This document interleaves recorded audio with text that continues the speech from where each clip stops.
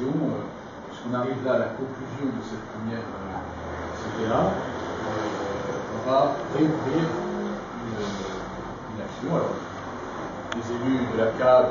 le bureau, le conseil d'agglomération délibéreront pour acter, bien sûr, c'est un projet très ambitieux, puisqu'il s'agit de créer ce parcours qui traverse le centre ancien depuis la place Saint-Nicolas jusqu'à la citadelle, en réhabilitant et en favorisant l'installation d'artisans d'art et d'inciter les touristes à emprunter ce parcours pour les faire cheminer tout le long du centre ancien. Donc aujourd'hui, nous marquons une étape très importante, c'est l'ouverture des 5 premiers locaux. 4 sont d'ores et déjà occupés depuis quelques semaines, le 5e le sera très prochainement. Et c'est d'ores et déjà, je crois, une réussite dont on voit la qualité des artisans qui ont été sélectionnés pour pouvoir s'y installer, la diversité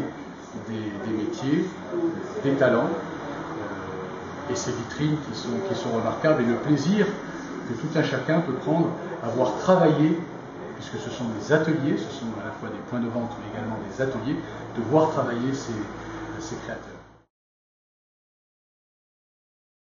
La sélection des artisans, elle se fait précisément sur l'originalité, la créativité, la création dans leur art, c'est-à-dire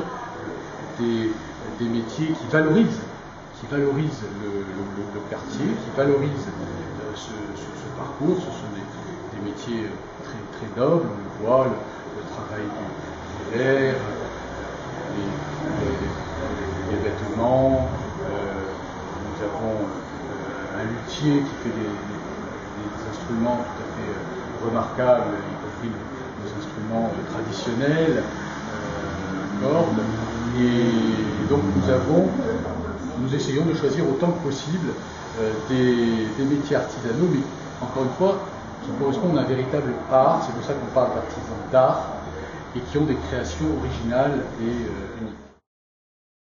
Oui, je parlais c'était le projet initial du centre ancien de Bastia, et il faut le mener à terme,